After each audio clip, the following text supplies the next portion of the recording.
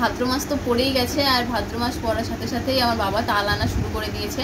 আর গতকাল রাতে দেখো কত বড় একটা তাল নিয়ে এসছে, বাপরে বিশাল বড় এক তাল, বিশাল বড়, দেখতে এত সুন্দর তালটা, কালো খিসখিসা, মানে দেখেই ভালো লাগছে। আর কি সুন্দর গন্ধ তালের। এই তালগুলো এখন আমি করব।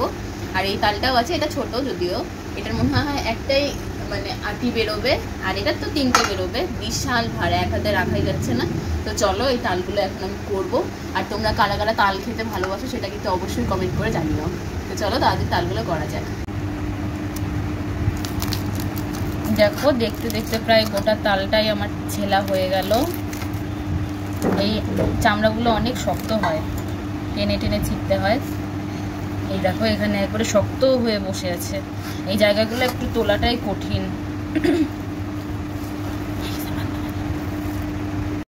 তাল ছেলা কিন্তু আমার একেবারে কমপ্লিট। এবার চলো তালটাকে ভাগ করা যাক, দেখা যাক যে কয়টা মাঝখান থেকে শ্বাস বেরোয়। বাপরে বিশাল শক্ত,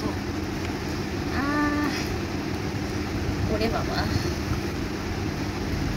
এই দেখো 3টাই বেরোলো, কিন্তু অনেক বড় বড়। দেখো আমার প্রায় সবগুলো তালই করা হয়ে গেছে, আর লাস্ট এই একটা আটি আছে।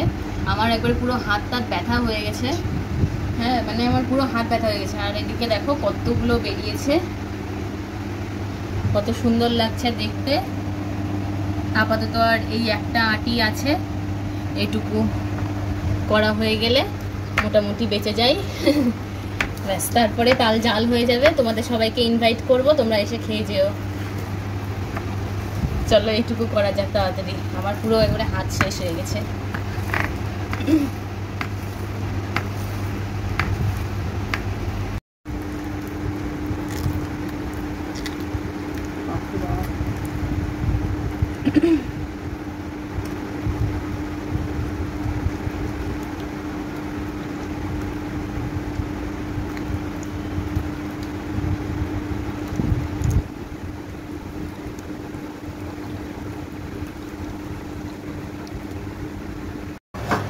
এই যে দেখো বন্ধুরা, এই যে অর্ধেকটা তাল এই যে দুধ দিয়ে আমি জাল করে নেব। আর এই যে অর্ধেকটা তাল রেখেছি আমি, এটা হচ্ছে বড়া করব। তোমরা যারা যারা তাল খেতে ভালোবাসো, তালের বড়া, তিথির বাড়িতে ইনভাইট রইলো, সবাই এসো, তালের ক্ষীর তালের বড়া খেয়ে যেও, কেমন?